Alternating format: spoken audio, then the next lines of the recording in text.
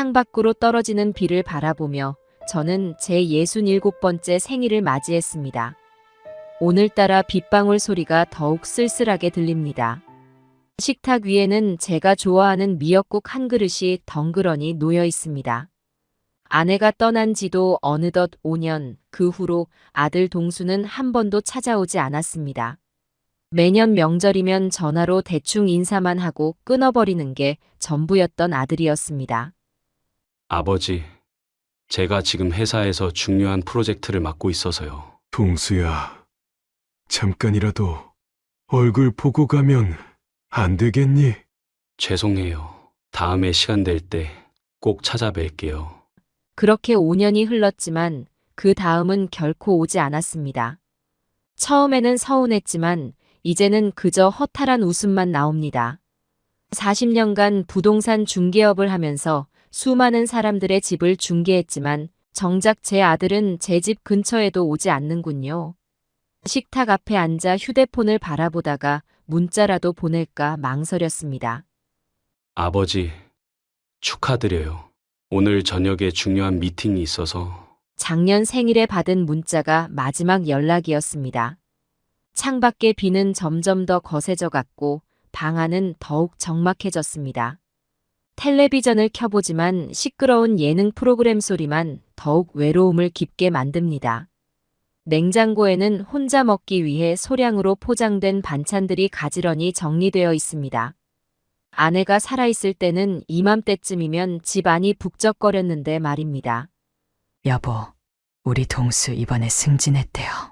우리 며느리는 언제 애기 소식 들려주려나? 그때의 대화가 아직도 생생한데 이제는 혼잣말로 남았습니다. 책상 서랍을 열어보니 동수의 어린 시절 사진들이 가지런히 정리되어 있습니다. 초등학교 입학식 날 새 책가방을 메고 환하게 웃던 모습, 중학교 시절 상장을 들고 찍은 사진, 대학교 합격 소식을 듣고 함께 기뻐하던 순간. 한 장 한 장 넘길 때마다 가슴 한켠이 아려옵니다. 아버지, 제가 꼭 성공해서 효도할게요. 대학 등록금을 내주던 날, 동수가 했던 약속이 귓가에 맴돕니다. 허탈한 웃음이 나왔습니다. 창밖의 비는 여전히 쏟아지고 있었고 시계는 이제 막 오전 11시를 가리키고 있었습니다. 문득 동수의 집으로 가보고 싶다는 생각이 들었습니다. 아들이 사는 강남 아파트까지는 지하철로 1시간 반 정도 걸립니다. 비록 초대받지는 않았지만 아버지가 생일날 아들 집에 찾아가는 게 그리 이상한 일은 아니겠지요. 이런 생각으로 저는 천천히 외출 준비를 하기 시작했습니다. 깔끔하게 다림질된 셔츠와 검은색 정장을 꺼내 입었습니다. 아내가 마지막으로 사준 넥타이를 매면서 거울 속 제 모습을 바라보았습니다. 흰 머리가 많이 늘었지만 그래도 오늘만큼은 품위 있게 보이고 싶었습니다. 지갑 안에는 동수 내외에게 줄 선물 봉투도 미리 준비해 두었습니다. 비록 제 생일이지만 손 비어가는 것보다는 낫겠다는 생각이 들었기 때문입니다. 현관문을 나서면서 잠시 망설였지만 이내 마음을 다잡았습니다. 우산을 들고 밖으로 나서는 순간 갑자기 비가 그치고 희미한 햇살이 비춰왔습니다. 좋은 징조라고 생각하며 저는 발걸음을 서둘렀습니다. 지하철에서 내려 아들의 아파트 단지를 바라보니 가슴이 뭉클했습니다. 금빛 로고가 반짝이는 49층짜리 고급 아파트였습니다. 문득 제 낡은 우산과 구두가 눈에 들어왔습니다. 경비원들은 제가 들어서자 의심스러운 눈초리를 보냈습니다. 어디 찾아가세요? 4905호에 사는 제 아들을 만나러 왔습니다. 전화는 하고 오셨습니까? 제 생일이라서 깜짝 방문하려고요. 경비원의 목소리가 더욱 차가워졌습니다. 먼저 인터폰으로 확인하고 올라가셔야 합니다.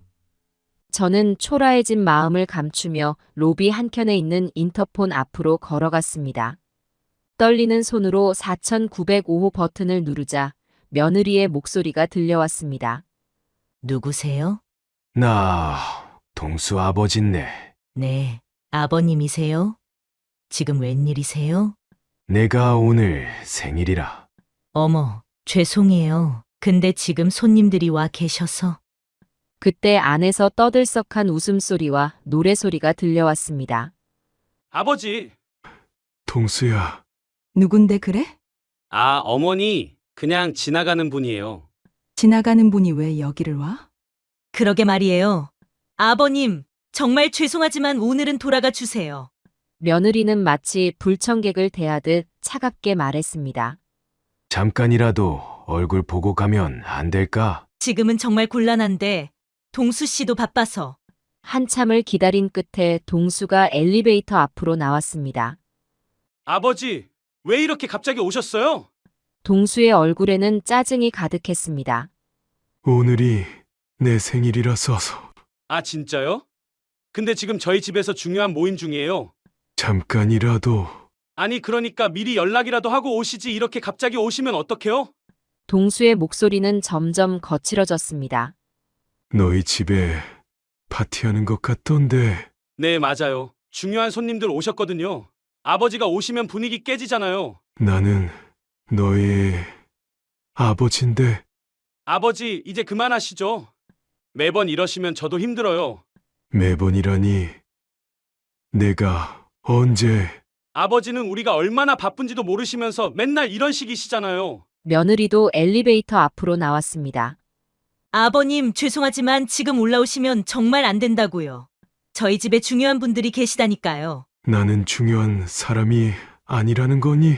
아니, 지금 무슨 소리 하시는 거예요? 당신 같은 분이 우리 집에 오시면 어떡해요? 여기 지금 신경 써야 할 귀빈들이 계시다고요. 아버님도 참 눈치도 없으시네. 한 번도 안 오시더니 뭔가 필요하실 때만 오시고 이러시면 곤란하다니까요. 저기 앞에 편의점이나 가서 기다리시든가 하세요. 아니면 그냥 돌아가시든가. 여기서 이러고 계시면 저희 체면이 깎이잖아요. 아버님, 우리가 얼마나 바쁜 사람들인지 아세요? 신경 좀 써주시면 안 되나? 정말 속 터져서 원. 사람이 때와 장소를 좀 가려가면서 움직여야지. 이게 뭐예요? 사람들 보기 민망하게. 동수 씨, 어서 들어가요. 귀한 손님들 기다리시잖아요. 아버님은 그만 가보세요. 다음에 시간 나실 때 연락이나 하시고 오세요. 아니, 그것도 됐고 그냥 우리 이대로 살아요. 서로 불편하게 뭐하러 그러고 살아요? 며느리는 동수의 팔을 잡아 끌었습니다. 동수야, 그만하시고 돌아가시라고요? 이러시면 저희도 곤란하다니까요. 아니, 이게 무슨 예의 없는 행동이에요? 갑자기 이러시면 어떡하라고요? 아버지도 참 너무하시네. 한 번도 안 오시더니 이런 날 찾아오시고 체면이고 뭐고 다 망치시는 거 아시죠? 지금 저희 집에 정말 중요한 분들이 다 계시는데 이게 말이 됩니까? 아무리 아버지라도 이건 아니죠. 이게 얼마나 중요한 자리인데. 아, 정말 미치겠네. 그냥 가시라니까요. 이러고 계시면 제가 더 할 말 있습니다. 뭐하러 이렇게 난처하게 만드세요? 이제 그만 가세요. 아니, 차라리 이참에 확실히 하죠. 앞으로도 이러실 거면 아예 오지 마세요. 귀찮게 이러지 마시고. 제가 지금 몇 년 동안 연락도 안 드렸는데 그 뜻도 모르시나? 답답하네 진짜. 어서 가시라고요. 동수와 며느리는 서둘러 엘리베이터를 탔습니다. 닫히는 문 사이로 동수의 마지막 말이 들렸습니다. 진짜 이해가 안 되네. 왜 이렇게 찾아오는 거야? 저는 한동안 그 자리에 서서 움직일 수 없었습니다. 경비원이 다가와 말했습니다. 손님, 이제 돌아가 주시겠습니까? 주머니 속에 생일 선물 봉투가 무겁게 느껴졌습니다. 밖으로 나오니 다시 비가 내리기 시작했습니다. 이번에는 아까보다 더 세차게 쏟아지는 비였습니다.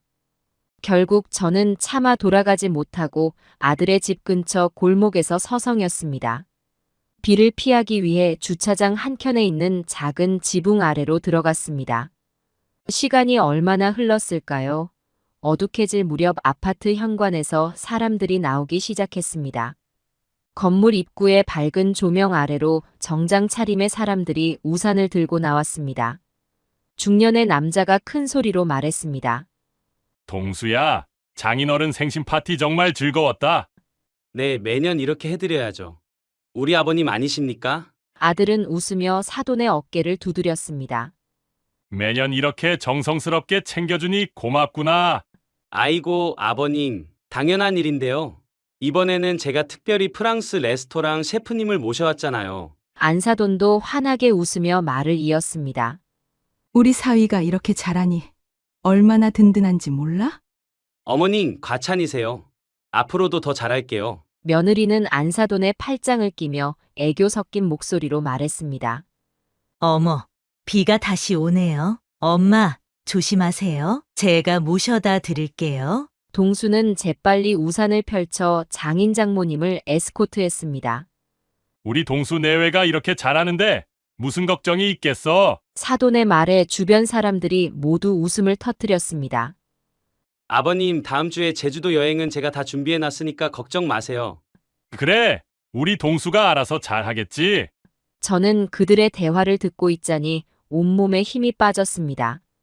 5년 동안 한 번도 찾아오지 않던 아들이 장인의 생일은 매년 이렇게 챙기고 있었다니. 제 생일에는 문자 한 통 보내기도 귀찮아하던 아들이 장인에게는 이렇게 급진했다니. 주차장 기둥 뒤에 숨어 그들의 모습을 지켜보는 제 손이 떨려왔습니다. 동수야, 다음 달에 있을 골프 모임도 잊지 말고. 네, 장인어른. 벌써 예약해 놨습니다. 이번에는 제주도 최고급 골프장으로 예약했어요. 비싼 양주를 한 병씩 손에 들고 나오는 사람들의 모습이 눈에 들어왔습니다. 이번에 동수가 준비한 와인이 정말 좋더군. 역시 우리 사위야.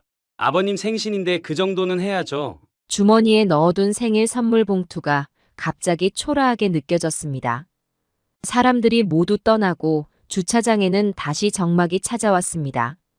비는 여전히 쏟아지고 있었고 저는 그 자리에 한동안 서 있었습니다. 집으로 돌아가는 길, 지하철 안에서 저는 창밖만 멍하니 바라보았습니다. 오늘 본 광경이 계속 머릿속을 맴돌았습니다. 40년간 부동산 중개업을 하면서 수많은 사람의 인생을 보았지만 이런 배신감은 처음이었습니다. 단칸방으로 돌아와 거울을 보니 흰머리카락이 더욱 쓸쓸해 보였습니다. 지하철에서 내내 고개를 숙이고 있었더니 목덜미가 뻐근했습니다. 오늘 입고 나간 정장이 구겨져 있었고 양말은 비에 젖어 있었습니다. 옷장 깊숙이 걸려있는 아내의 옷가지가 문득 눈에 들어왔습니다. 책상 위에는 아침에 끓여놓은 미역국이 그대로 식어 있었고 숟가락에는 먼지가 앉아 있었습니다. 텔레비전에서는 여전히 시끄러운 예능 프로그램이 나오고 있었지만 웃음소리가 더욱 공허하게 들렸습니다. 방구석에 놓인 낡은 소파가 마치 저를 비웃기라도 하는 듯 했습니다. 창밖으로 들리는 빗소리는 마치 누군가의 흐느낌처럼 들렸습니다. 시계는 여전히 똑딱거리며 돌아가고 있었지만 시간은 멈춘 것만 같았습니다. 벽지의 얼룩이 마치 제 인생처럼 흐릿하게 보였습니다.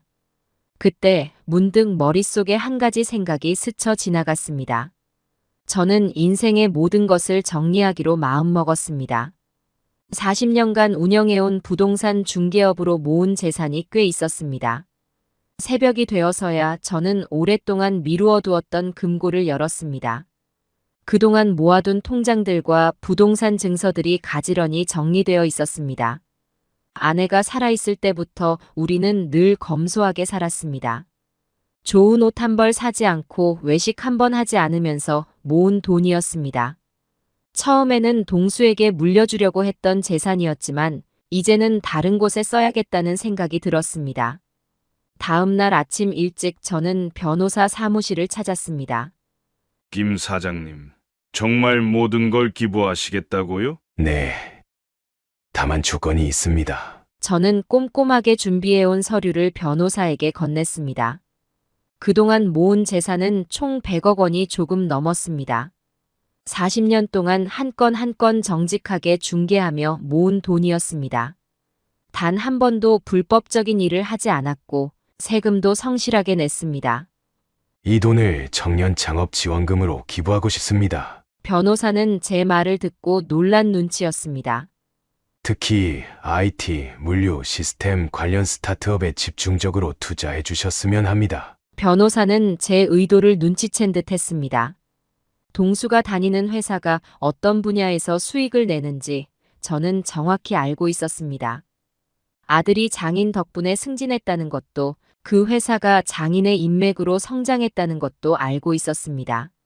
하지만 최근 몇 년 사이 IT 스타트업들의 도전으로 그들의 독점적 지위가 흔들리고 있었습니다.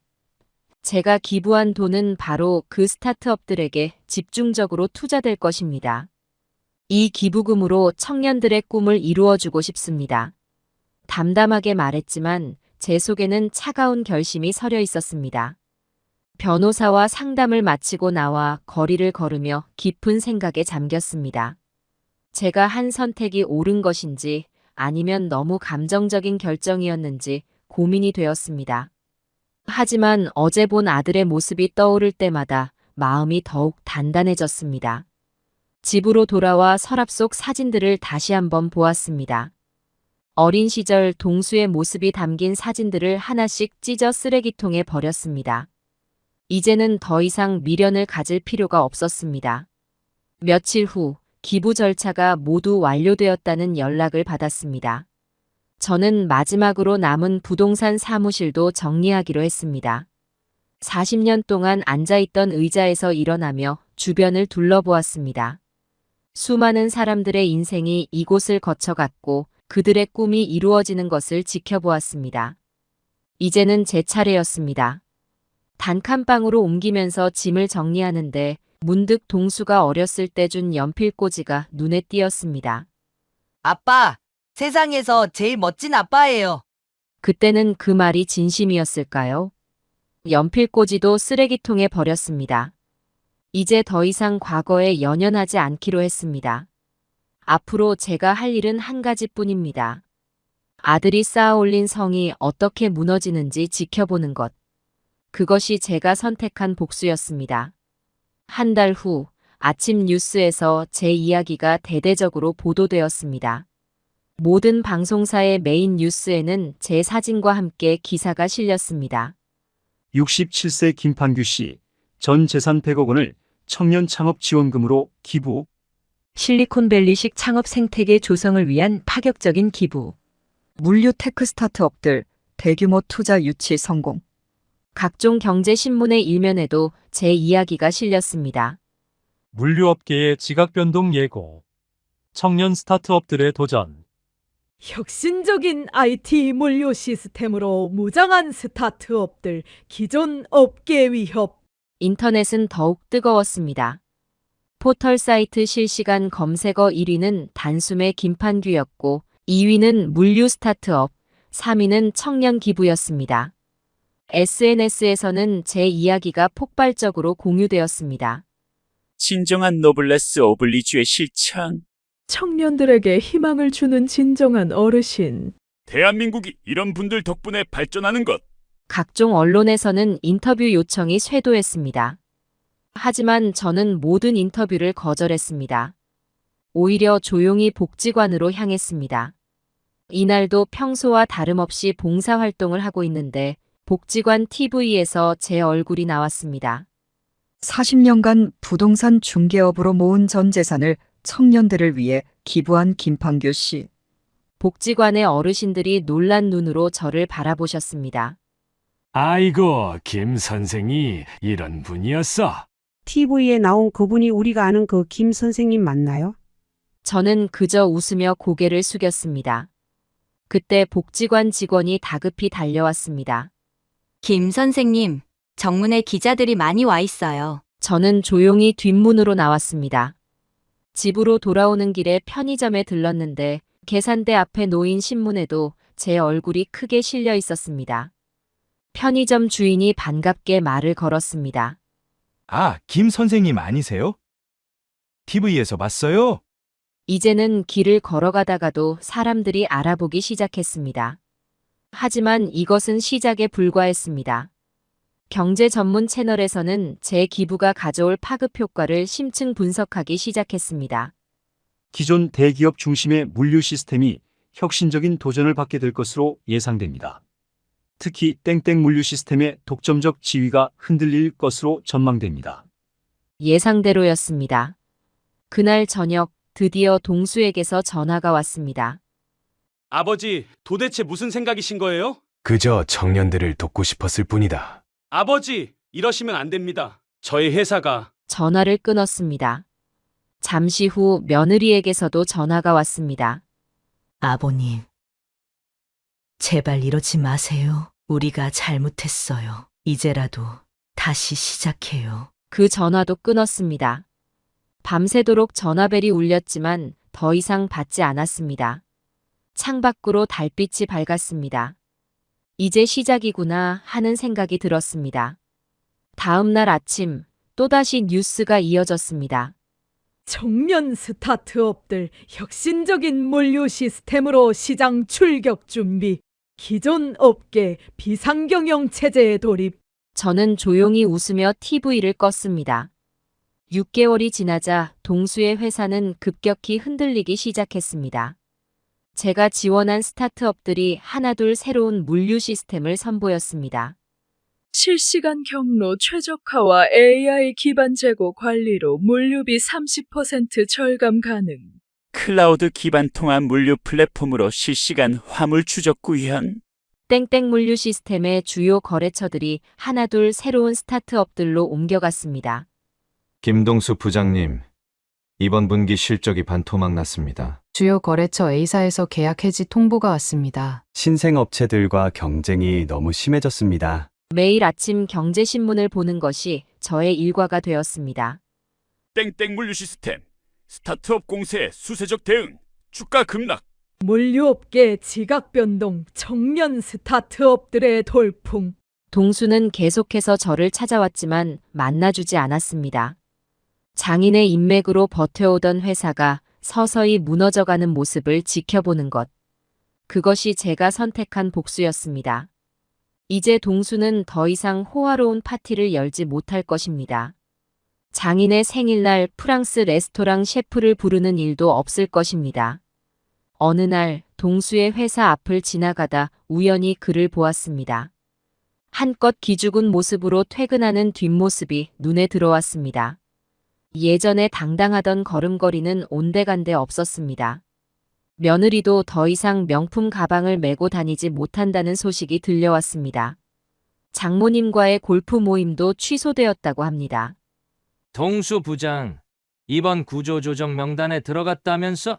장인어른 체면도 있는데 이번엔 좀 봐주지 그래. 사람들의 수군거림이 들려왔습니다.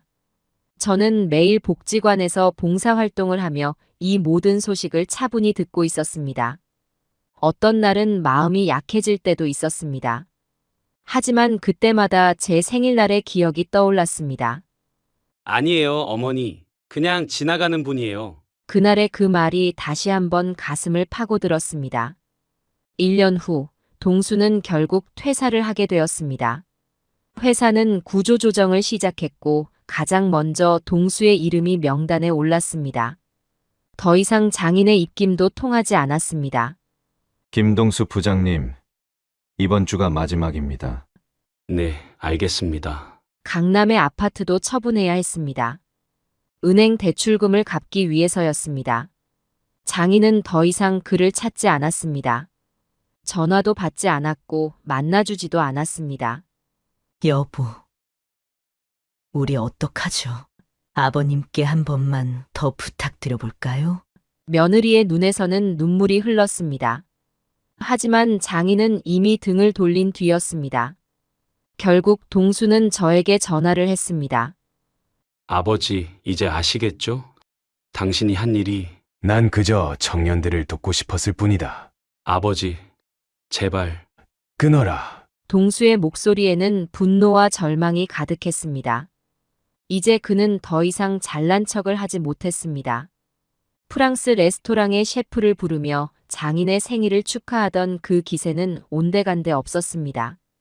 명품으로 치장하고 골프장을 드나들던 며느리도 이제는 전세 아파트를 알아보고 있었습니다. 그들은 이제야 제가 평생 모은 재산이 얼마나 큰 것이었는지 알게 되었을 것입니다. 하지만 이미 늦었습니다. 이제 그들은 제 생일날 저를 쫓아냈던 그 자리에서 똑같이 쫓겨나게 된 것입니다. 복수는 이렇게 완성되어 갔습니다. 차갑고 조용하게. 마치 제 생일날 내리던 그 비처럼. 어느 날 초라한 차림의 동수가 제 단칸방을 찾아왔습니다. 이제는 명품 정장도 반짝이는 구두도 없었습니다. 마치 길 잃은 개처럼 초라한 모습이었습니다. 아버지, 이제 제가 정말 잘못했다는 걸 알아요. 저는 그를 물끄러미 바라보았습니다. 5년 동안 한 번도 찾아오지 않던 그가 이제야 이 좁은 단칸방을 찾아온 것입니다. 돌아가. 난 더 이상 네 아버지가 아니야. 아버지. 지나가는 사람한테 왜 아버지라고 부르나? 동수의 눈에서 눈물이 흘렀습니다. 그때는 제가 정신이 나간 것 같았어요. 그래. 네 장인어른 생일 파티할 때는 정신이 멀쩡했고 아버지, 그건 매년 그렇게 잘 챙겨주더구나. 동수는 고개를 숙였습니다. 제가 잘못했습니다. 이제 와서 한 번만 더 기회를 주세요. 창밖에서는 비가 내리기 시작했습니다. 그날처럼 차갑고 서늘한 비였습니다. 너도 이제 알겠지. 네? 혼자가 된다는 게 어떤 건지. 동수는 말을 잇지 못했습니다. 너가 나를 버렸을 때 그 기분. 아버지, 제발. 이제 장인은 너를 어떻게 대하더냐? 동수의 어깨가 움찔했습니다. 전화도 안 받으시고 만나주지도 않으세요. 그래. 너도 이제 지나가는 사람 취급을 받는구나. 빗소리가 점점 커져갔습니다.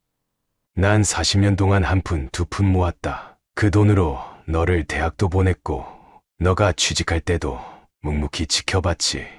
동수는 흐느끼기 시작했습니다. 그런데 넌 돈 있는 장인이 생기자마자 나를 버렸어. 아버지. 이제 그 장인이 너를 버렸고. 창밖의 비는 더욱 거세게 내렸습니다.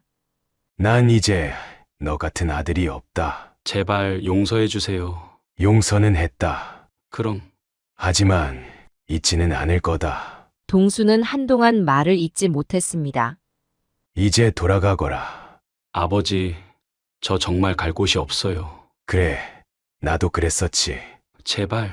넌 아직 젊다. 다시 시작할 수 있다. 하지만 더 이상 내 아들은 아니야. 동수는 한참을 더 앉아 있었습니다. 하지만 더 이상의 대화는 없었습니다. 결국 그는 일어섰습니다. 비를 맞으며 돌아가는 그의 뒷모습이 제 생일날의 제 모습과 오버랩되었습니다. 이것이 제가 선택한 복수였습니다. 아들이 저를 버렸듯이 이제는 제가 그를 버린 것입니다.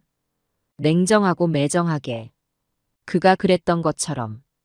창밖으로 보이는 그의 뒷모습이 점점 멀어져 갔습니다. 비는 계속해서 내렸고 이제 그의 모습은 완전히 사라졌습니다. 방 안에는 다시 정막이 찾아왔습니다. 하지만 이번에는 그 정막이 그리 쓸쓸하지만은 않았습니다. 이제 저는 자유로워졌기 때문입니다. 더 이상 그리워할 필요도 기다릴 필요도 없어졌습니다. 제 생일날의 그 아픔도 이제는 조금씩 옅어져 갈 것 같습니다. 이제 저는 매주 복지관에서 봉사활동을 합니다. 제가 지원한 청년들의 회사들은 날로 성장하고 있습니다. 그들은 저를 은인이라 부르며 자주 찾아옵니다. 김 선생님 덕분에 저희가 이만큼 성장했습니다. 이제는 해외 시장까지 진출하게 되었어요. 젊은이들의 활기찬 목소리를 들을 때마다 가슴이 따뜻해집니다. 가끔 동수의 소식이 들려옵니다. 그는 작은 가게를 시작했다고 합니다. 편의점이라고 했습니다. 하지만 저는 더 이상 관심이 없습니다. 진정한 가족은 피보다 마음이 더 중요하다는 것을 이제야 깨달았기 때문입니다. 복지관의 어르신들이 이제는 제 진정한 가족이 되었습니다. 청년들은 제 자식이 되었고요. 매주 목요일이면 어르신들과 바둑을 둡니다. 김 선생, 오늘은 내가 이길 걸세. 그럴 리가요. 제가 한 수 져드리겠습니다. 웃음소리가 가득한 복지관이 이제는 제 집이 되었습니다. 청년들은 주말마다 찾아와 사업 이야기를 합니다. 선생님, 이번에 새로운 시스템을 개발했어요. 아, 그래. 한번 들어보자꾸나. 그들의 눈빛에서 저는 희망을 봅니다. 돈으로 살 수 없는 것들이 이렇게 많았는데 전에는 미처 몰랐습니다. 이제 저는 더 이상 외롭지 않습니다. 매일 아침이 기다려집니다. 누군가를 도울 수 있다는 것, 그것이 얼마나 큰 기쁨인지 이제야 알았습니다. 가끔 동수의 편의점 앞을 지날 때가 있습니다. 하지만 들어가지는 않습니다. 그저 지나갈 뿐입니다. 그도 이제는 제게 그저 지나가는 사람일 뿐이니까요. 요즘 저는 매일 아침이 즐겁습니다. 복지관에서 만난 어르신들과 바둑도 두고 청년들에게 사업 경험도 들려줍니다. 매일 아침 일찍 일어나 복지관으로 향하는 발걸음이 가볍습니다. 김 선생님, 오늘도 일찍 오셨네요. 네. 오늘은 청년들과 멘토링 약속이 있어서요. 시간이 지날수록 찾아오는 청년들이 늘어났습니다. 그들은 제게 사업의 어려움을 털어놓고 조언을 구합니다. 저는 40년간의 경험을 바탕으로 진심 어린 조언을 해줍니다. 선생님, 이번에 해외 바이어와 미팅이 있는데 걱정이에요. 겁내지 말게. 내가 예전에 상가 계약할 때도 청년들은 제 이야기에 늘 귀를 기울입니다. 그들의 눈빛에서 저는 희망을 봅니다. 제 생일날이면 이제 수십 명의 사람들이 찾아옵니다. 선생님, 생신 축하드립니다. 이번에는 저희가 프랑스 레스토랑을 예약했어요. 하지만 저는 복지관에서 소박하게 잔치를 엽니다. 어르신들과 청년들이 한자리에 모여 소박한 미역국을 나눠 먹습니다. 그들의 진심 어린 축하가 저를 행복하게 합니다. 피 한 방울 섞이지 않았지만 이제 저에겐 진정한 가족이 생겼습니다. 돈으로도 권력으로도 살 수 없는 진정한 행복을 이제야 알게 되었습니다. 가끔 옥상에 올라가 하늘을 바라봅니다. 아내가 보고 있다면 지금의 저를 보며 무엇라 할까요? 아마도 이렇게 말할 것 같습니다. 여보, 이제야 찾았네요. 진정한 행복을. 그렇게 하늘을 바라보다 보면 어디선가 봄바람이 불어옵니다. 달빛 아래 흩날리는 벚꽃잎처럼 이제는 모든 것이 평온해진 것 같습니다. 아내가 떠난 후 처음으로 마음에 꽃이 피었습니다. 분노도 미움도 복수심도 모두 봄바람에 실려가 버렸습니다. 이제는 매일 아침 새들의 지저김을 들으며 눈을 뜹니다. 창가에 매달린 풍경 소리가 더 이상 쓸쓸하게 들리지 않습니다. 복지관에서 만나는 어르신들의 주름진 얼굴에서 제 인생의 지도를 봅니다. 청년들의 반짝이는 눈동자에서 저의 젊은 시절을 발견합니다. 오늘도 새로운 아침이 밝아옵니다. 복지관으로 향하는 길에 마주치는 사람들의 미소가 따뜻합니다.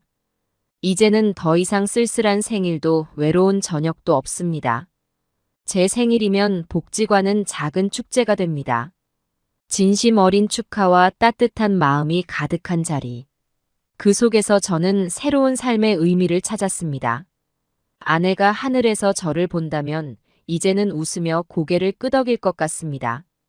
돈으로도 피로도 살 수 없는 진정한 행복을 찾았다고. 이제 저는 더 이상 누군가의 아버지가 아닙니다. 하지만 수많은 사람들의 친구이자 스승이 되었습니다. 한 그루 나무가 되어 세상에 그늘을 만들어주는 사람. 이것이 제가 마지막으로 찾은 제 모습입니다. 돌이켜보면 모든 것이 운명이었나 봅니다. 그 쓸쓸했던 생일이 없었다면 오늘의 행복도 없었을 테니까요. 이제는 압니다. 진정한 부자가 무엇인지를, 진정한 가족이 무엇인지를, 그리고 마침내 찾은 진정한 행복이 무엇인지를. 제 이름은 김봉자입니다. 올해 72살이 되었어요. 제 이야기는 우리 아들 형구 때문에 시작됐습니다. 형구는 우리 집안의 3대 독자예요. 얼마나 귀하게 자랐는지 몰라요. 시어머니께서 살아계실 때 자주 하시던 말씀이 있었어요. 봉자야, 이 아이는 금쪽 같은 우리 집안의 보물이다. 그 말씀을 들을 때마다 가슴이 뿌듯했죠. 지금 생각해보면 그때부터 형구를 너무 특별하게 여겼나 봐요. 형구가 태어났을 때 온 동네가 축하해 주셨어요. 우리 동네가 시골이라 아들 하나가 얼마나 귀한지 아시죠? 이웃들이 모두 모여 산후조리도 도와주시고 100일잔치 때는 온 마을이 잔치 분위기였어요. 남편도 저도 형구를 위해서라면 뭐든 다 해줬죠. 좋은 학교 보내고 과외도 시키고 원하는 건 다 사줬어요. 지금 생각해보면 그게 독이 됐나 봐요.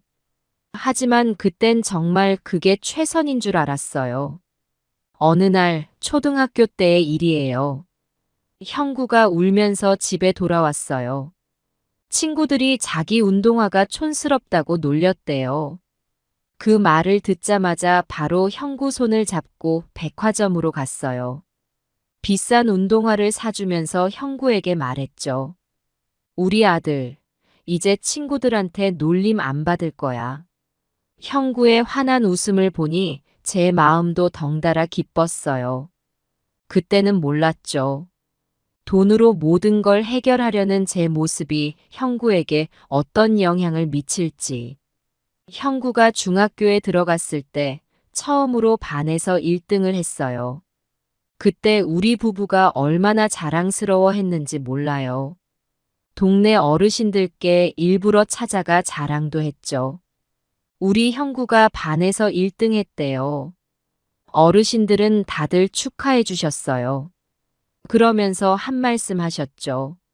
봉자야, 너무 애한테 부담 주지 마라. 공부만이 전부는 아니야. 그때는 그 말씀이 무슨 뜻인지 잘 몰랐어요. 지금 와서 생각해보면 그때 그 말씀을 새겨들었어야 했나 봐요. 형구가 고등학교에 들어갔을 때 우리는 더 열심히 뒷바라지 했어요. 학원비에 과외비에. 우리 집 살림이 어려워져도 형구 공부는 포기할 수 없었거든요. 남편이 야근도 마다 않고 열심히 일했어요. 저도 이웃집 김치 담그는 일을 도와주고 품삯을 받았죠. 형구는 정말 열심히 공부했어요. 밤늦게까지 책상에 앉아있는 모습을 보면 가슴이 아팠죠. 하지만 그래야만 좋은 대학에 갈 수 있다고 생각했어요. 드디어 대학 입시 결과가 나왔어요.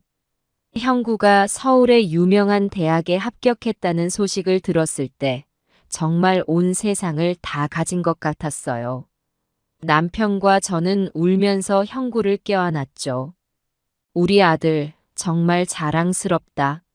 형구도 기뻐하는 것 같았어요. 하지만 지금 생각해보면 그때 형구의 눈빛에 뭔가 불안한 게 있었던 것 같아요. 그땐 그게 뭔지 몰랐죠. 형구가 대학에 들어갔을 때는 정말 자랑스러웠답니다.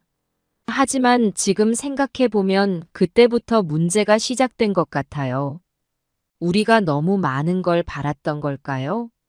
형구에게 너무 많은 부담을 줬던 걸까요? 그때 형구가 말했던 게 기억나요. 엄마, 아빠, 내가 잘하고 있는 거 맞죠? 우리는 당연히 그렇다고 했죠. 하지만 지금 생각해보면 그때 형구의 마음을 더 깊이 들여다봤어야 했나 봐요. 우리 아들이 정말로 원하는 게 뭔지, 진짜 행복한 건지, 그땐 그런 생각을 못했어요. 여러분, 사랑이 때론 독이 될 수도 있다는 걸 그때는 몰랐어요. 우리의 지나친 사랑이 형구를 어떻게 변화시켰는지 그 이야기를 들려드릴게요. 형구가 대학을 졸업하고 직장에 들어갔을 때 전 정말 기뻤어요. 우리 아들이 제 앞길을 잘 걸어갈 거라고 믿었죠. 하지만 현실은 달랐어요. 세상이 우리 생각처럼 쉽지 않다는 걸 그때 알았어요. 형구는 대기업에 취직했어요. 처음에는 정말 열심히 일했죠. 야근도 마다하지 않고 주말에도 회사에 나갔어요. 그 모습을 보면서 저는 대견하면서도 한편으로는 마음이 아팠어요. 형구야, 너무 무리하지 마라. 건강이 제일 중요해. 그럴 때마다 형구는 웃으면서 대답했죠. 엄마, 걱정 마세요. 저는 괜찮아요. 이렇게 해야 빨리 승진할 수 있어요. 그 말을 들으면서 저는 왠지 모를 불안감을 느꼈어요. 우리 아들이 회사에서 인정받는 것도 좋지만 그게 전부는 아닌데. 그때 그 생각을 형구에게 제대로 전달했어야 했나 봐요. 시간이 지나면서 형구는 점점 더 돈에 집착하기 시작했어요. 주식, 부동산. 돈 될 만한 건 다 해봤죠. 처음에는 젊은 사람이 노력하는 거라고 생각했어요. 하지만 형구의 눈빛이 점점 달라지는 게 느껴졌어요. 어느 날 형구가 들뜬 목소리로 집에 들어왔어요. 주식으로 큰 돈을 벌었다고 자랑하더라고요. 전 걱정되는 마음에 조심스럽게 형구에게 말했어요. 형구야, 너무 욕심 부리지 마라. 돈이 전부가 아니야. 엄마 걱정 마세요. 제가 다 알아서 할게요. 그때 제 마음 한구석이 불편했어요. 하지만 전 그저 우리 아들을 믿기로 했죠. 지금 생각해보면 그때 더 강하게 말했어야 했는데 그땐 그러지 못했어요. 형구는 점점 더 돈 버는 데에만 집중했어요. 회사 일은 뒷전이고 퇴근하자마자 주식 차트를 들여다보는 게 일상이 됐죠. 주말이면 부동산 설명회를 다니고 밤늦게까지 투자 관련 유튜브를 보는 모습이 안타까웠어요. 어느 날 형구가 회사를 그만두겠다고 하더라고요. 엄마, 저 회사 그만둘 거예요. 투자로 돈 버는 게 더 빨라요. 그 말을 듣는 순간 제 심장이 멎는 것 같았어요. 형구야, 그러지 마라. 직장이 얼마나 중요한데. 엄마, 제발요. 저 이제 다 컸어요. 제 인생 제가 알아서 할게요. 그 말을 듣는데 눈물이 나더라고요. 우리 아들이 이렇게 변해버렸다는 게 너무 슬펐어요. 형구는 결국 회사를 그만뒀어요. 그리고 본격적으로 투자에 뛰어들었죠. 처음에는 돈을 좀 벌었다고 하더니 점점 상황이 안 좋아지는 게 느껴졌어요. 그런데 점점 더 이상한 일들이 일어나기 시작했어요. 형구가 밤늦게 들어오는 날이 많아졌고 술 냄새를 풍기며 들어오는 날도 잦아졌어요. 처음에는 회식이 많아서 그런가 보다 했죠. 하지만 점점 더 심해지는 걸 보면서 불안한 마음이 커져갔어요. 어느 날 밤 형구가 만취해서 들어왔을 때 일이에요. 평소와 달리 옷이 흙투성이었고 얼굴에는 상처까지 났더라고요. 걱정되는 마음에 물어봤죠. 형구야, 무슨 일 있었니? 왜 이 모양이야? 그런데 형구는 대답도 않고 휘청거리며 방으로 들어가 버렸어요. 다음 날 아침 형구의 방에서 지갑을 찾던 중 우연히 빚 독촉장을 발견했어요. 그제서야 형구에게 무언가 큰 문제가 있다는 걸 깨달았죠. 얼마 지나지 않아 형구의 친구 어머니께서 저희 집에 찾아오셨어요. 봉자 씨, 미안해서 이런 말하기 좀 그런데 형구가 우리 아들한테 돈을 꿔갔다더라고요. 근데 갚지를 않아서. 그 말을 듣는 순간 땅이 꺼지는 것 같았어요. 우리 형구가 그럴 리가 없는데. 하지만 그게 시작이었어요. 그날 이후로 마음이 무거워졌어요. 형구에 대한 걱정, 빚을 갚아야 한다는 부담감, 이웃들의 시선. 모든 게 저를 짓눌렀죠. 점점 더 많은 사람들이 찾아왔어요. 형구가 돈을 빌려갔다는 사람, 사기를 당했다는 사람. 야, 김영구. 내 돈 언제 갚을 거야? 벌써 3개월이나 지났잖아. 너 약속했잖아. 한 달 안에 갚는다고. 근데 연락도 안 받고 이게 뭐야? 내가 너 믿고 빌려줬는데 이럴 거야? 너 지금 어디서 뭐 하는 거야? 도망 다니는 거야? 내가 너 때문에 얼마나 힘든 줄 알아? 그 돈이 내 생활비였다고. 너 양심 없어? 당장 갚아. 안 그럼 너희 집으로 찾아갈 거야. 너희 부모님한테 다 일러 바칠 거라고. 알아들어? 김영구, 너 정말 사람 같지도 않다. 어떻게 사람을 이렇게 속일 수가 있어? 너가 그렇게 투자가 확실하다고 했잖아. 원금은 절대 손해 안 본다며? 근데 이게 뭐야? 다 날아가 버렸잖아. 내 전 재산이었다고. 너 때문에 나 이제 어떻게 살아? 애들 학비는 어떻게 내? 너 양심에 찔리지도 않아? 내가 너 믿고 모든 걸 걸었는데 넌 그냥 사기꾼이었어. 너 이러고도 잠이 와? 너네 부모님은 뭐라고 하시겠어? 이런 자식 두고 내가 가만히 있지 않을 거야. 널 꼭 신고하고 말 거야. 매일 밤 잠들기 전 내일은 어떤 사람이 찾아올지, 어떤 소식을 들게 될지 두려웠어요. 동네 슈퍼에 갔다가 들은 소문은 정말 충격적이었어요. 형구가 노름판에 드나든다는 거예요. 처음엔 믿지 않으려 했지만 형구의 행동을 떠올려 보니 그럴듯하다는 생각이 들더라고요. 한 번은 형구의 옷에서 출금 내역을 발견했어요. 그걸 보는 순간 눈앞이 캄캄해졌죠. 우리 아들이 정말로 그런 건가? 그 순간 제 마음속 어딘가가 무너져 내리는 것 같았어요. 더 이상 참을 수 없어서 형구를 다그쳐 물어봤죠. 형구야, 이게 다 무슨 일이니? 엄마한테 솔직히 말해봐. 왜 이렇게 늦게 들어오고 술 냄새를 풍기는 거니?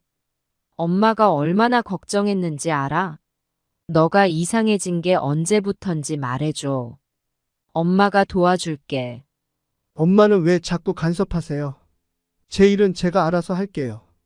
전 이제 다 컸어요. 엄마 말씀대로 좋은 대학 나와서 취직도 했잖아요. 제 인생이에요. 왜 자꾸 뭐라 그러세요? 그만 좀 해요. 형구야, 엄마가 너 인생을 간섭하려는 게 아니야. 넌 우리 집의 귀한 아들이잖아. 너가 잘 되길 바라는 마음에 그러는 거야. 도대체 무슨 일이 있는 건지 말해줘. 엄마가 다 들어줄게. 엄마 믿지? 믿고 말고는요. 하지만 엄마, 전 정말 아무 문제 없어요. 그냥 회사 일이 좀 힘들어서 그래요. 스트레스 풀려고 술 마시는 것뿐이에요. 엄마가 너무 예민하게 구는 거 아니에요. 저 걱정하지 마세요. 형구야, 엄마가 예민한 게 아니야. 너가 변한 걸 엄마가 모를 리가 없잖아. 이웃들이 너 얘기를 하는 걸 들었어.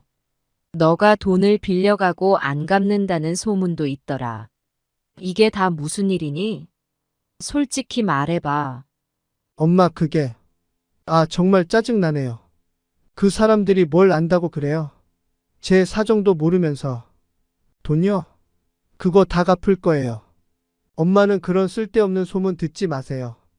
저 진짜 아무 문제 없어요. 그만 물어보세요. 형구야, 엄마가 너무 걱정돼서 그래. 너가 어릴 때부터 얼마나 착하고 똑똑했는지 알잖아. 근데 요즘 너무 달라져서 엄마 마음이 아파. 제발 엄마한테 솔직해져 봐. 우리 같이 해결해보자. 엄마가 어떻게든 도와줄게. 엄마, 정말 신경 쓰지 마세요. 전 괜찮아요. 그냥 좀 힘든 시기일 뿐이에요. 이것도 곧 지나갈 거예요. 엄마가 자꾸 이러시면 제가 더 힘들어요. 저 좀 내버려 두세요. 알겠어요. 제발요. 형구야, 엄마가 널 내버려 둘 순 없어. 넌 내 아들이야. 너가 힘들어하는 걸 보면 엄마는 가만히 있을 수가 없어. 엄마한테 뭐든 말해봐. 노름 같은 거 하고 있는 거 아니지? 제발 솔직하게 말해줘. 엄마, 도대체 왜 그러세요? 제가 노름을 해요. 엄마가 날 뭘로 보고 있는 거예요? 전 그런 사람 아니에요. 엄마가 이러시니까 제가 더 힘들어요. 그만해요. 제발요. 더 이상 묻지 마세요.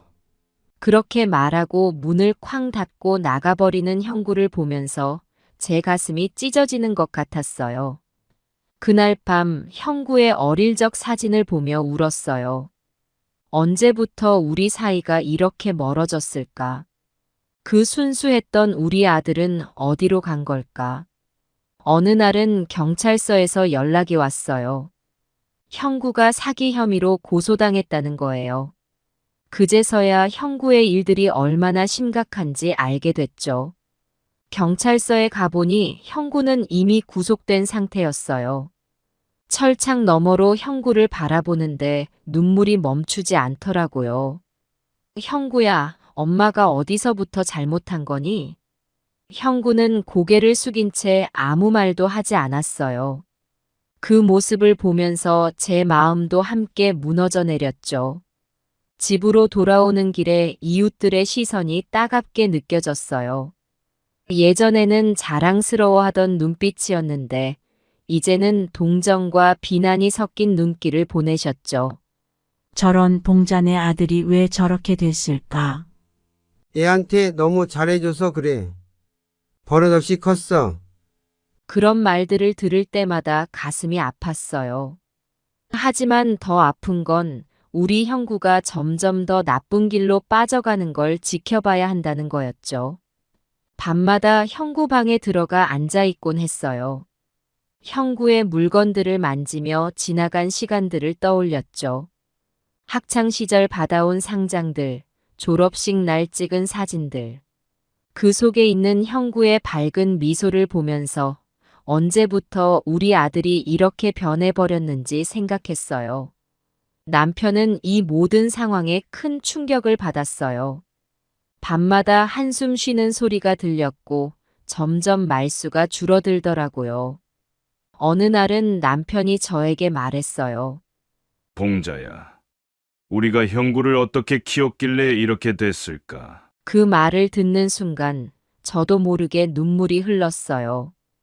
우리가 정말 형구를 제대로 키우지 못한 걸까? 이 모든 게 우리의 잘못인 걸까?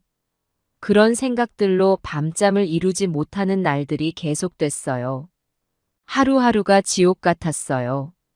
형구의 빚을 갚기 위해 밤낮 없이 일했고 남은 시간에는 형구를 면회하러 다녔죠. 하지만 형구는 여전히 반성의 기미가 보이지 않았어요. 오히려 저희를 원망하는 듯한 말들을 내뱉곤 했죠. 내가 이렇게 된 것도 다 엄마 아빠 탓이에요. 왜 저를 이렇게 키웠어요? 저한테 뭐든 다 해주시고 제 잘못도 다 덮어주셨잖아요. 엄마 아빠는 제가 뭘 하든 다 옳다고만 하셨어요. 그래서 전 제 행동이 잘못됐단 걸 몰랐어요. 저한테 너무 많은 걸 바라셨잖아요. 1등만 해야 한다고, 좋은 대학 가야 한다고. 그 부담감 알아요? 전 항상 엄마 아빠 기대에 부응해야 한다는 강박에 시달렸어요. 그 스트레스를 어떻게 풀어야 할지 몰랐다고요. 돈이면 다 된다고 생각한 것도 엄마 아빠 때문이에요. 제가 원하는 건 뭐든 다 사주셨잖아요. 저한테 인생의 진짜 가치가 뭔지 가르쳐주지 않으셨어요. 그냥 공부만 열심히 하라고 하셨죠. 이제 와서 왜 저한테 이러세요? 엄마 아빠가 만든 괴물이에요, 전. 그 말을 들을 때마다 가슴이 찢어지는 것 같았어요. 우리가 정말 형구에게 잘못한 걸까? 그 생각에 밤마다 눈물로 베개를 적셨어요. 형구가 2년 만에 출소하던 날, 저와 남편은 가슴을 졸이며 교도소 앞에서 기다렸어요. 멀리서 형구가 걸어오는 모습이 보였을 때 눈물이 왈칵 쏟아졌죠. 우리 아들이 이제 다시 집으로 돌아온다는 생각에 기쁘면서도 한편으로는 두려웠어요. 형구는 우리를 보자 잠깐 멈칫하더니 천천히 다가왔어요. 엄마 아빠 죄송해요. 그 말을 듣는 순간 저는 형구를 껴안고 울음을 터뜨렸어요.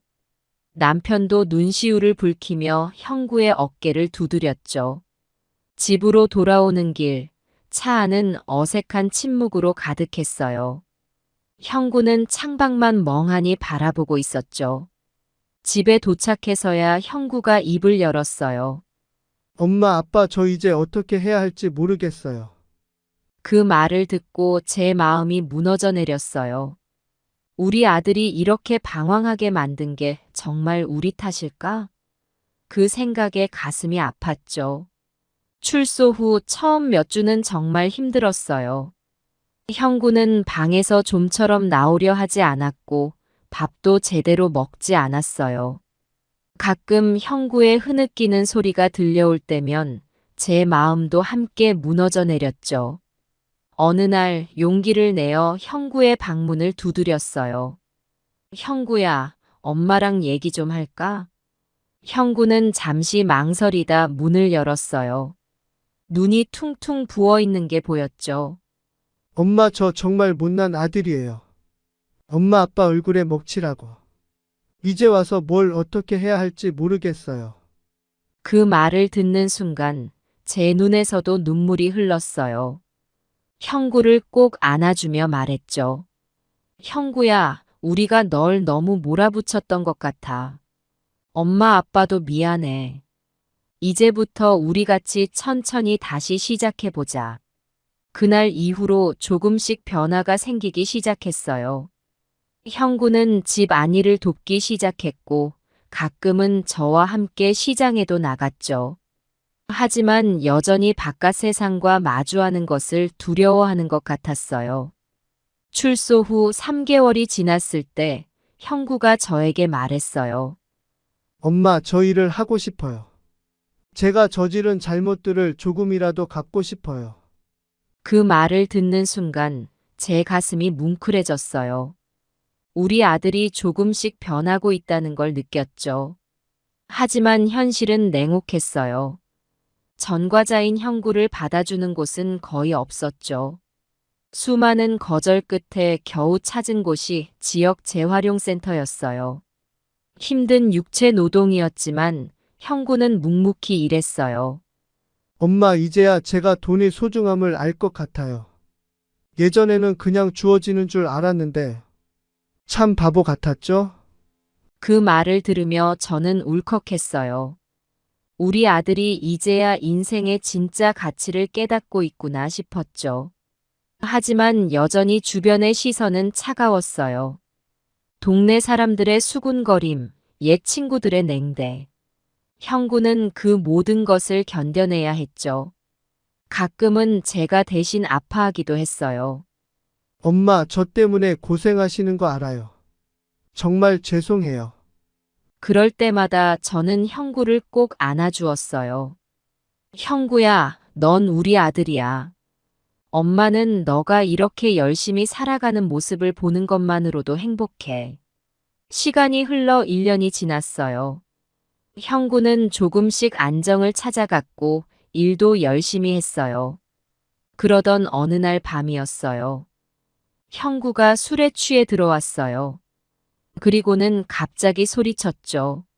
엄마, 집문서 어디 있어요? 전 깜짝 놀라서 물었어요. 왜 그러니? 형구의 눈빛이 이상했어요. 평소에 그 따뜻한 눈빛이 아니었죠. 술에 취해 흐릿한 눈으로 저를 노려보고 있었어요. 빨리 집문서 내놓으라고요. 당장 팔아야 해요. 형구의 목소리가 점점 더 커졌어요. 손에 들고 있던 소주병을 바닥에 내팽개치더니 비틀거리며 제게 다가왔어요. 형구야, 무슨 소리야? 진정하고. 제가 말을 채 끝내기도 전에 형구가 갑자기 저를 밀치는 거예요. 예상치 못한 힘에 뒤로 넘어지면서 머리를 부딪혔어요. 아프고 무서웠지만 그보다 더 아픈 건 마음이었어요. 그 순간 정말 세상이 무너지는 것 같았어요. 내가 그토록 사랑했던 아들이, 내 피와 살을 나눈 아들이 나를 이렇게 대한다니. 바닥에 누워 형구를 올려다보는데 눈물이 흘렀어요. 형구는 그런 저를 보며 잠시 멍하니 서 있더니 갑자기 무슨 생각이 났는지 집 안을 뒤지기 시작했어요. 서랍을 열어 물건들을 마구 꺼내 던지고 책장의 책들을 바닥에 쏟아냈어요. 어딨어? 집문서가 어디 있냐고. 형구의 고함 소리에 저는 겁에 질려 몸을 떨었어요. 이게 정말 우리 형구인가 싶었죠. 어릴 적 사랑스럽던 그 아이는 어디로 간 걸까? 한참을 집안을 헤집고 다니던 형구는 결국 집문서와 인감 도장을 찾아 현관문을 쾅 닫고 나가버렸어요. 그 순간 저는 무언가 크게 잘못되었다는 걸 직감했어요. 정신없이 일어나 형구를 쫓아나가려 했지만 넘어지면서 다친 몸 때문에 제대로 움직일 수가 없었어요. 겨우 전화기를 찾아 남편에게 연락했죠. 여보, 큰일 났어요. 형구가. 흐느끼는 저에게 남편은 곧바로 집으로 오겠다고 했어요. 그리고 경찰에도 연락을 해보겠다고 했죠. 1시간 후 남편이 헐레벌떡 들어왔어요. 제 상태를 확인하더니 곧바로 병원으로 데려갔어요. 다행히 큰 부상은 아니었지만 의사 선생님은 제가 받은 정신적 충격이 더 걱정된다고 하셨어요. 병원에서 돌아온 후 우리 부부는 밤새 잠을 이루지 못했어요. 형구의 행방을 찾기 위해 아는 사람들에게 모두 연락해봤지만 소용이 없었어요. 그리고 다음 날 아침 더 충격적인 소식을 들었죠. 은행에서 연락이 왔어요. 형구가 우리 집을 담보로 대출을 받으려 한다는 거예요. 다행히 은행에서 의심스러운 점을 발견하고 확인차 연락을 한 거였죠. 우리는 즉시 대출을 막아달라고 요청했어요. 그 순간 저는 무너졌어요. 우리 아들이 이제는 사기꾼이 되어버린 걸까요? 어떻게 이 지경까지 오게 된 걸까요? 자책감과 분노, 슬픔이 한꺼번에 밀려왔어요. 남편은 한숨을 깊게 쉬더니 말했어요. 이제는 정말 형구를 신고해야 할 것 같아. 안 돼요. 그래도 우리 아들인데. 우리가 어떻게. 봉자야. 이대로 두면 형구도 우리도 더 큰 불행에 빠질 거야. 지금이라도 바로 잡아야 해. 하지만 여보, 형구를 경찰에 넘긴다는 게 너무 가혹하지 않을까요? 나도 마음이 아프지만 이게 형구를 위한 길이야. 우리가 할 수 있는 최선이라고 생각해. 그래도 형구가 우리를 원망하면 어떡해요? 지금은 원망할지 몰라도 나중에는 이해할 거야. 우리가 형구를 사랑하기 때문에 하는 결정이라는 걸 알게 될 거야. 여보, 정말 이게 맞는 걸까요? 봉자야. 우리 함께 힘을 모아 이 어려움을 극복해 나가자. 형구를 위해서, 그리고 우리 가족을 위해서. 그 말을 듣는 순간 저도 모르게 눈물이 흘렀어요. 남편 말이 맞다는 걸 알면서도 제 아들을 경찰에 신고한다는 게 너무나 가슴 아팠거든요. 그날 저녁 동네 친구 영숙이가 찾아왔어요. 제 얼굴을 보더니 깜짝 놀라 물었죠. 봉자야, 무슨 일 있었던 거야? 얼굴이 왜 이렇게 헬쑥해졌어? 영수가, 난 어떻게 해야 하나? 무슨 일인데? 차 한 잔 마시면서 천천히 얘기해봐. 형구가 집문서랑 도장을 가지고 나가버렸어. 뭐라고? 어떻게 된 거야? 술에 취해서 들어와서는 집을 뒤지더니 그러고는. 그래서 어떡하려고? 남편은 형구를 신고하자고 해. 그래도 너 아들인데 어떡하려고 그러니? 나도 그게 걱정이야. 하지만 이대로 두면 안 될 것 같아. 봉자야, 정말 많이 힘들었겠다. 영수가, 나 형구를 경찰에 신고해야 할 것 같아. 봉자야, 정말 그렇게 할 거야? 너 아들을. 응. 이대로 두면 형구가 더 큰 잘못을 저지를 것 같아. 내가 형구를 바로 잡아야 해. 많이 고민했구나. 그래도 그게 최선이라고 생각하는 거야? 가슴이 찢어질 것 같지만 이게 형구를 위한 길인 것 같아. 알겠어. 봉자야, 너가 그렇게 결심했다면 내가 너 옆에 있어줄게. 고마워, 영수가. 너가 있어 정말 든든해. 힘내, 봉자야. 이 힘든 시기가 지나면 더 좋은 날이 올 거야. 영숙이의 그 말에 저는 또다시 눈물을 쏟았어요.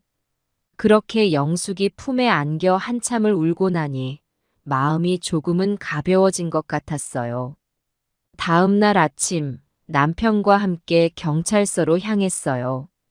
가는 내내 마음이 무거웠지만 이게 형구를 위한 최선의 선택이라고 스스로를 다독였죠. 차 안에서 남편과 나누는 대화도 무거웠어요. 여보, 정말 이렇게 하는 게 맞을까요? 봉자야. 우리가 할 수 있는 최선이야. 형구를 위해서야. 알아요. 그래도 가슴이 너무 아파요.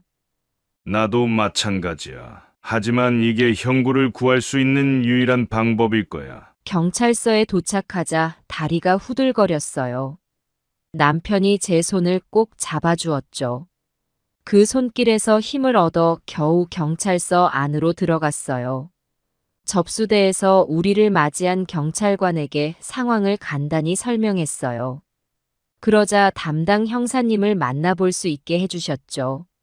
상담실로 안내받아 들어가니 중년의 형사님이 우리를 맞아주셨어요. 안녕하세요.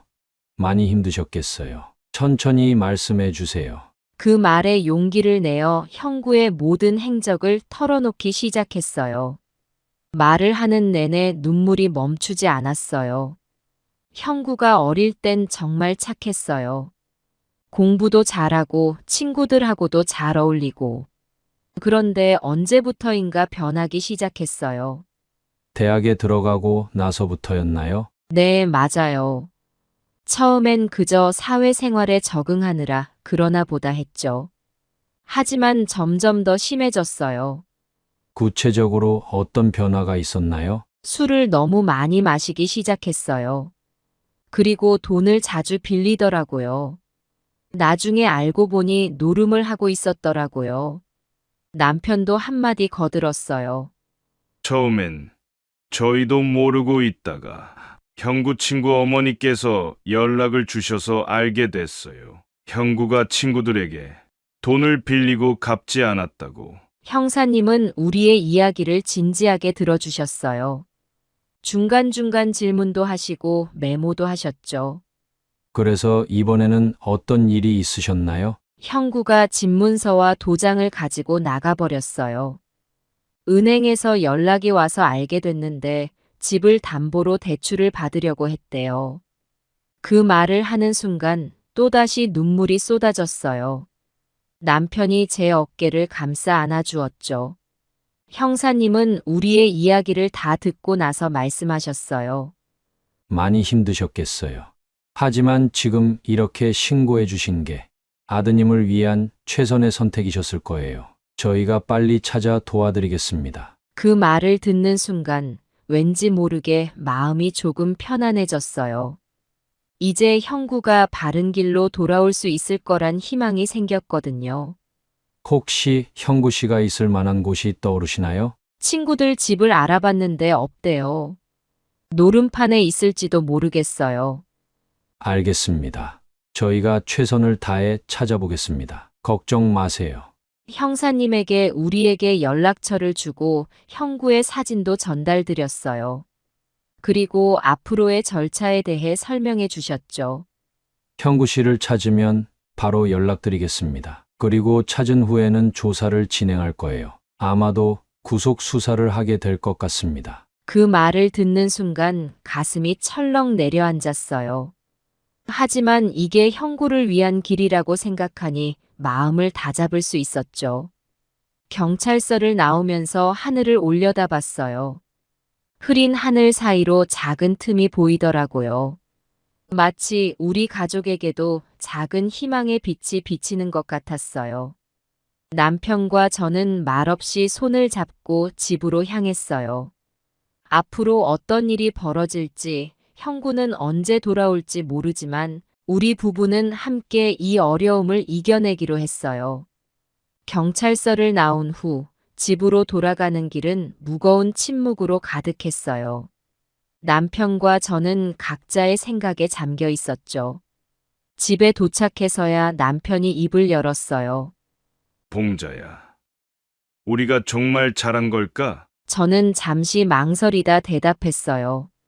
글쎄요, 하지만 이것 말고는 다른 방법이 없었잖아요. 그날 밤 잠을 이루지 못하고 뒤척이다 새벽녘에야 겨우 잠이 들었어요. 하지만 얼마 지나지 않아 전화벨 소리에 눈을 떴죠. 여보세요? 김봉자 씨 되십니까? 여기 땡땡경찰서입니다. 순간 가슴이 철렁 내려앉았어요. 네, 맞습니다. 무슨 일이신가요? 어젯밤 신고해 주신 아드님 김영구 씨를 찾았습니다. 지금 강남의 한 바에서 붙잡혔습니다. 그 말을 듣는 순간 안도감과 동시에 또 다른 걱정이 밀려왔어요. 형구를 찾았다는 안도감도 잠시 강남에서 무슨 일을 저질렀을지 걱정되더라고요. 남편과 함께 서둘러 경찰서로 향했어요. 가는 길에 온갖 생각이 들었죠. 형구는 지금 어떤 상태일까? 우리를 보면 뭐라고 할까? 앞으로 어떻게 해야 할까? 경찰서에 도착해서 담당 형사님을 만났어요. 형사님의 표정이 무거워 보였죠. 김영구 씨가 술에 취해 소란을 피우다 붙잡혔습니다. 그리고 조사 과정에서 더 심각한 사실들이 드러났습니다. 저는 숨을 멈추고 형사님의 말을 들었어요. 김영구 씨가 불법 대출 업체와 연루되어 있었던 것 같습니다. 고금리 대출을 받아 다른 사람들에게 빌려주고 이자를 챙기는 일을 했더군요. 그리고 이 과정에서 물리력을 동원해 돈을 받아냈다는 진술도 있습니다. 그 말을 듣는 순간 제 다리에 힘이 풀렸어요.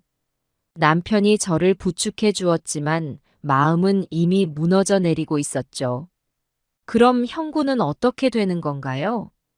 일단 구속 수사를 진행할 예정입니다. 혐의가 무거워서 보석도 어려울 것 같습니다. 그 말을 듣고 나니 눈앞이 캄캄해졌어요. 우리 아들이, 우리 형구가 이렇게 될 줄은 몰랐어요. 면회는 할 수 있을까요? 네, 가능합니다. 하지만 지금은 조사 중이라 내일쯤 가능할 것 같습니다. 그날 저녁 집으로 돌아와 형구의 방에 들어갔어요. 책상 위에 놓인 어릴 적 사진을 보며 한참을 울었죠. 언제부터 우리 아들이 이렇게 변해버린 걸까? 우리가 뭘 잘못한 걸까? 다음 날 남편과 함께 구치소로 향했어요. 면회실에서 형구를 기다리는 동안 가슴이 쿵쾅거렸어요. 어떤 모습으로 나올까, 무슨 말을 해야 할까? 드디어 형구가 나왔어요. 수갑을 찬 모습을 보니 가슴이 미어졌어요. 형구는 고개를 숙인 채 자리에 앉았죠. 형구야. 제 목소리를 듣자 형구가 고개를 들었어요. 핏발선 눈으로 저를 바라보더니 갑자기 소리쳤어요. 왜 오셨어요? 날 잡아놓고 이제 와서 뭘 어쩌겠다고. 그 말에 저는 눈물이 왈칵 쏟아졌어요. 형구야, 엄마가 너무 미안해. 하지만 이건 널 위해서. 날 위해서요? 날 감옥에 보내놓고 그게 날 위해서라고요? 형구의 목소리에는 분노와 원망이 가득했어요. 남편이 나서서 말했죠. 형구야, 너가 저지른 일이 얼마나 심각한 줄 알고 있니? 이대로 두면 넌 더 큰 범죄자가 될 뻔했어. 형구는 잠시 침묵하더니 고개를 푹 숙였어요. 하지만 이내 다시 고개를 들고 차갑게 말했어요. 그래요, 다 내 잘못이죠. 하지만 당신들도 마찬가지예요. 내가 이렇게 된 것도 다 당신들 탓이라고요. 그 말을 듣는 순간 제 마음이 찢어지는 것 같았어요. 우리 아들이 아직도 자신의 잘못을 인정하지 않고 있다는 게 너무나 아팠어요. 형구야, 우리가 널 이해하지 못한 것은 미안해. 하지만 너가 저지른 일들은 용납될 수 없어. 이제라도 너의 잘못을 인정하고 바른 길로 돌아오길 바래. 형구는 차갑게 웃으며 말했어요. 바른 길이요? 이제 와서요. 너무 늦었어요. 당신들이 날 버렸잖아요. 면회 시간이 끝나고 형구와 헤어질 때 제 마음은 무거웠어요. 우리 아들이 아직 변화의 기미를 보이지 않는다는 게 너무나 안타까웠죠. 하지만 언젠가는 형구가 자신의 잘못을 깨닫고 돌아오길 바라는 마음으로 앞으로의 재판을 준비하기로 했어요. 재판날이 다가올수록 저의 마음은 더욱 무거워졌어요. 형구가 어떤 판결을 받게 될지, 그 후에 어떻게 살아갈지 걱정이 끊이질 않았죠. 드디어 첫 재판날이 왔어요. 법정에 들어서는 순간 피고인석에 앉아있는 형구를 보고 가슴이 철렁 내려앉았어요. 우리 아들이 저기에 앉아있다니. 재판이 진행되는 동안 저는 숨죽이고 모든 내용을 들었어요. 검사가 형구의 죄목을 낱낱이 밝히는 걸 들으며 충격을 받았죠. 우리가 알던 것보다 훨씬 더 심각한 범죄들이었어요. 형구의 차례가 되었을 때 그는 오히려 큰 소리로 말했어요. 저는 억울합니다. 부모님이 저를 이해해주지 않고 신고한 게 잘못입니다. 제가 한 일은 그저 살아남기 위한 것뿐이었습니다. 그 말을 듣는 순간 저는 눈물을 참을 수 없었어요. 아직도 자신의 잘못을 인정하지 않는 형구를 보니 가슴이 아팠죠. 재판은 몇 차례 더 이어졌고 마침내 선고 공판 날이 왔어요. 판사는 엄중한 목소리로 말했어요. 피고인 김영구, 징역 5년에 처한다. 그 말을 듣는 순간 온 세상이 무너지는 것 같았어요. 5년. 우리 아들이 나 때문에 5년 동안 감옥에 있어야 한다니. 하지만 한편으로는 이게 형구가 정신 차릴 수 있는 기회가 될 수도 있다는 생각이 들었어요. 형구가 교도소로 이송된 후 우리의 삶은 또다시 변화를 맞이했어요. 매달 한 번씩 면회를 가고 편지를 주고받으며 형구의 수감 생활을 지켜봤죠. 처음에는 형구의 편지에서 원망과 분노의 말들이 많았어요. 왜 날 신고했어요? 부모가 어떻게 자식을 이렇게 할 수 있어요? 난 절대 용서 못해요. 그런 편지를 받을 때마다 가슴이 아팠어요. 하지만 우리가 한 선택이 옳았다는 걸 믿었기에 흔들리지 않았죠. 2년이 지나고 나서야 형구의 태도가 조금씩 변하기 시작했어요. 엄마, 아빠. 이제야 제가 얼마나 큰 잘못을 저질렀는지 깨닫고 있어요. 엄마, 아빠가 저를 신고한 게 저를 위한 거였다는 걸 이제 알겠어요. 하지만 아직도 화가 나고 용서하기 힘들어요. 그런 편지를 받을 때면 마음이 복잡해졌어요. 형구가 조금씩 변하고 있다는 희망과 동시에 아직 갈 길이 멀다는 걸 느꼈거든요. 5년의 시간이 지나고 형구가 출소하는 날, 저희 부부는 가슴을 졸이며 교도소 앞에서 기다렸어요. 형구가 나오는 모습을 보고 눈물이 났지만 아직 경계심을 늦출 수는 없었어요. 형구야, 이제 다시 시작하자. 하지만 너가 정말 변했다는 걸 보여줘야 해. 형구는 고개를 숙이고 말했어요. 네, 알겠습니다. 제가 저지른 잘못들을 갚는데 평생이 걸리더라도 노력하겠습니다. 집으로 돌아오는 길, 저는 생각했어요. 이제 겨우 시작이구나. 형구가 진정으로 새 사람이 되기까지는 아직 멀고 험한 길이 남아있다는 걸 말이에요. 집에 도착하자마자 형구는 자기 방으로 들어가 버렸어요. 남편과 저는 한숨을 쉬며 거실에 앉았죠. 여보, 이제 어떻게 해야 할까요? 남편은 깊은 생각에 잠긴 듯 말했어요. 우리가 할 수 있는 건 지켜보는 것뿐이야. 형구가 정말 변할 의지가 있는지 시간을 두고 봐야 할 것 같아. 다음 날 아침 형구가 일찍 일어나 방에서 나왔어요. 엄마, 아빠. 일자리를 구하러 나가 볼게요. 저는 놀라면서도 기쁜 마음에 말했어요. 그래, 형구야. 힘내서 잘 다녀와. 하지만 그날 저녁 형구는 실망한 표정으로 돌아왔어요.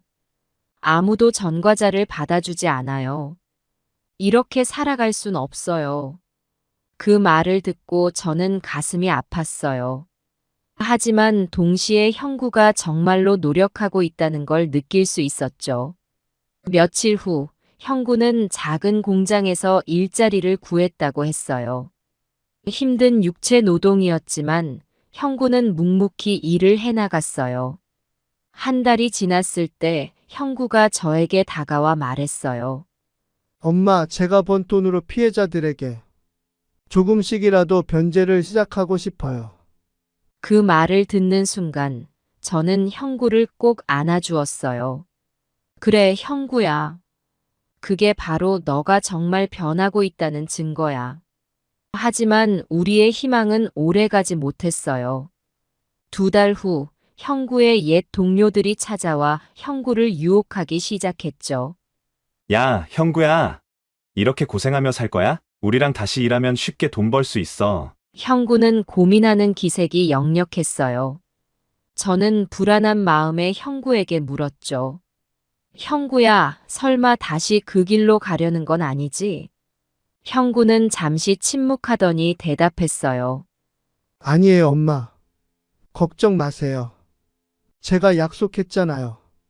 하지만 그날 이후로 형구의 행동이 조금씩 이상해지기 시작했어요. 늦게 들어오고 돈을 쓰는 것도 많아졌죠. 저는 두려운 마음에 형구의 방을 몰래 뒤져보았어요. 그리고 그곳에서 작은 메모지를 발견했죠. 거기엔 낯선 이름들과 금액이 적혀 있었어요. 그 순간 저는 알았어요. 형구가 다시 그 길로 돌아가고 있다는 걸요. 이제 저는 다시 한번 선택의 기로에 서 있습니다. 형구를 다시 신고해야 할까요? 아니면 마지막 기회를 줘야 할까요? 이 선택이 우리 가족의 운명을 어떻게 바꿀지 저는 또다시 긴 고민의 시간을 보내야 할 것 같아요. 며칠 동안 잠을 이루지 못하고 고민했어요. 형구를 다시 신고하는 것은 너무나 가혹한 일 같았지만 그대로 두면 더 큰 범죄에 휘말릴 것 같아 두려웠죠. 결국 남편과 상의 끝에 결심을 내렸어요. 어느 날 저녁 형구를 거실로 불렀어요. 형구야, 우리 얘기 좀 하자. 형구는 불안한 기색이 역력한 채 자리에 앉았어요. 형구야, 엄마가 다 알고 있어. 너가 다시 그 일을 하고 있다는 걸. 형구의 얼굴이 창백해졌어요. 엄마, 그게 말 안 해도 돼. 엄마는 너가 왜 그러는지 이해해. 하지만 이건 너의 인생을 망치는 일이야. 잠시 침묵이 흘렀어요. 그리고 나서 제가 다시 입을 열었죠. 형구야, 우리가 마지막으로 한 번만 더 기회를 줄게. 하지만 이번엔 정말 마지막이야. 너가 또다시 잘못된 길로 가면 우리는 다시 경찰에 신고할 거야. 형구는 고개를 들어 우리를 바라봤어요. 눈에 눈물이 고여 있었죠. 엄마, 아빠. 정말 죄송해요. 제가 너무 나약했어요. 그 순간 저는 형구를 꼭 안아주었어요. 괜찮아, 형구야. 우리가 함께 이겨내자. 이번엔 정말로 새 출발을 하는 거야. 그날 이후로 형구는 정말 변하기 시작했어요. 일을 더 열심히 하고 피해자들에게 조금씩이라도 변제를 하려 노력했죠. 때로는 힘들어하고 포기하고 싶어 할 때도 있었지만 우리 가족은 서로를 격려하며 그 시간을 견뎌냈어요. 6개월이 지났을 때 형구가 기쁜 소식을 들고 왔어요. 엄마, 아빠. 제가 야간 대학에 다니려고 해요. 좀 더 나은 일자리를 구하고 싶어서요. 그 말을 듣는 순간 저는 눈물이 났어요. 우리 아들이 정말로 변하고 있다는 게 느껴졌거든요. 1년이 지나고 형구는 대학에 다니면서 주간에는 일을 하고 있었어요. 힘들어 보였지만 그의 눈빛에서 희망을 볼 수 있었죠. 엄마, 아빠. 제가 이제야 진짜 삶이 무엇인지 알 것 같아요. 돈이 전부가 아니라는 걸 깨달았어요. 그 말을 듣고 저는 가슴이 뭉클해졌어요. 2년이 지났을 때 형구는 대학을 졸업하고 좋은 회사에 취직했어요. 그리고 모든 피해자들에게 변제를 완료했다고 했죠. 엄마, 아빠. 제가 이렇게 될 수 있었던 건 모두 엄마, 아빠 덕분이에요. 정말 감사합니다. 그 말을 듣는 순간 그동안의 모든 고통과 눈물이 보상받는 것 같았어요. 지금도 가끔 불안할 때가 있어요. 형구가 다시 그 길로 돌아가지는 않을까 하는 걱정이 들 때도 있죠. 하지만 그럴 때마다 형구의 변화된 모습을 떠올리며 마음을 다잡아요. 여러분, 자식을 키우는 일은 정말 어려워요. 때로는 가슴 아픈 결정을 내려야 할 때도 있고 자식의 잘못을 지켜봐야 할 때도 있죠. 하지만 포기하지 않고 사랑으로 끝까지 지켜본다면 반드시 좋은 결과가 있을 거예요. 우리 가족의 이야기가 비슷한 상황에 처한 다른 가족들에게 작은 희망이 되길 바래요. 힘들고 어두운 터널을 지나고 있다면 끝까지 포기하지 마세요. 반드시 빛은 찾아올 거예요. 이제 저는 형구의 결혼식을 준비하고 있어요. 며느리가 될 사람을 데려왔을 때 형구의 눈빛에서 진정한 행복을 볼 수 있었죠. 엄마, 이제 제가 가정을 이루고 아버지가 될 거예요. 저는 우리 아이에게 좋은 아버지가 되고 싶어요.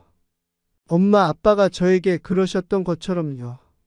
그 말을 들으니 가슴이 뭉클해지더라고요. 형구의 결혼식 날, 저는 참 많은 생각이 들었어요. 그 어두웠던 날들, 절망의 순간들, 그리고 포기하고 싶었던 시간들. 그 모든 것들이 주마등처럼 스쳐 지나갔죠. 하지만 동시에 형구가 조금씩 변해가는 모습, 노력하는 모습, 그리고 마침내 웃음을 되찾은 모습도 함께 떠올랐어요. 결혼식장에서 형구가 신부와 함께 입장할 때 저는 눈물을 멈출 수 없었어요. 우리 아들이 이렇게 훌륭한 사람으로 성장해 새 삶을 시작한다는 게 믿기지 않았거든요. 식이 끝나고 형구가 저희에게 인사를 왔을 때 저는 형구를 꼭 안아주었어요. 형구야, 정말 자랑스럽다. 너가 이렇게 멋진 사람이 될 줄 알았어. 형구도 눈시울을 붉히며 말했어요. 엄마, 아빠. 제가 여기까지 올 수 있었던 건 모두 엄마, 아빠 덕분이에요. 절 포기하지 않고 끝까지 사랑해 주셔서 감사해요. 그 순간 저는 깨달았어요. 우리가 겪은 모든 고난과 시련이 결코 헛되지 않았다는 걸요. 그 모든 것들이 우리 가족을 더 강하게 만들었고 서로를 더 깊이 이해하게 해주었다는 걸요. 이제 형구는 자신의 가정을 꾸리고 새로운 삶을 시작합니다. 앞으로도 많은 어려움과 도전이 있겠지만 이제는 두렵지 않아요. 우리가 함께 이겨낸 그 시간들이 형구에게도 우리에게도 큰 힘이 될 테니까요. 하지만 솔직히 말하면 제 마음 한구석에는 여전히 불안함이 자리 잡고 있어요. 형구의 웃는 얼굴을 볼 때마다 저는 그 뒤에 숨겨진 어둠을 보는 것만 같아요. 과연 우리 아들이 정말로 변한 걸까? 아니면 그저 상황에 맞춰 연기하는 걸까? 이런 의심이 제 마음을 괴롭히곤 해요. 결혼식 날 형구가 신부와 함께 입장할 때 저는 눈물을 흘렸어요. 하지만 그건 기쁨의 눈물만은 아니었어요. 저 신부가 앞으로 겪게 될지도 모르는 고통을 생각하니 마음이 아팠거든요. 형구의 과거를 아는 저로서는 그의 미래가 결코 평탄하지만은 않을 거라는 걸 잘 알고 있어요. 언제 다시 그 어두운 충동이 되살아날지, 언제 다시 그 잘못된 길로 돌아설지, 이런 걱정이 저를 놓아주지 않아요. 때로는 제가 너무 부정적인 걸까 하는 생각도 들어요. 하지만 형구가 그동안 저지른 일들, 그리고 우리 가족이 겪은 고통을 생각하면 이런 의심이 자연스러운 것 같기도 해요. 형구가 저희에게 인사를 왔을 때 저는 겉으로는 미소 지었지만 속으로는 복잡한 감정이 일었어요. 과연 이 아들을 온전히 신뢰할 수 있을까? 그의 말을 있는 그대로 받아들여도 될까? 이런 생각들이 제 마음을 어지럽히지만 저는 이를 숨기려 노력해요. 형구에게 또 다시 기회를 주는 것이 맞는지 아니면 영원히 경계하며 살아야 하는지. 이 고민은 앞으로도 계속될 것 같아요. 겉으로는 행복해 보일지 모르지만 그 밑에는 여전히 깊은 상처와 불신이 자리 잡고 있죠. 이 상처들이 언제 다시 터질지, 그리고 그때 우리 가족이 견딜 수 있을지. 이런 두려움이 저를 놓아주지 않아요. 여러분들이 제 입장이라면 어떻게 하시겠어요? 혹시 비슷한 경험이 있으신가요? 여러분은 그 상처를 어떻게 극복하셨나요? 때로는 마음속 이야기를 꺼내는 것만으로도 큰 위로가 됩니다. 댓글로 여러분의 생각을 들려주세요. 이렇게 나누는 이야기들이 우리 모두에게 좋은 이야깃거리가 될 거예요. 서로의 아픔을 보듬어주고 함께 웃을 수 있는 그런 소중한 시간이 되었으면 좋겠습니다. 여러분의 이야기가 누군가에게는 큰 힘이 될 수 있습니다. 따뜻한 위로의 말 한마디가 누군가의 하루를 바꿀 수도 있죠. 함께 나누는 이야기 속에서 우리는 더 깊은 공감과 이해를 배울 수 있을 것입니다. 여러분의 소중한 이야기를 기다리고 있겠습니다. 다음에도 좋은 사연으로 찾아뵙겠습니다. 감사합니다.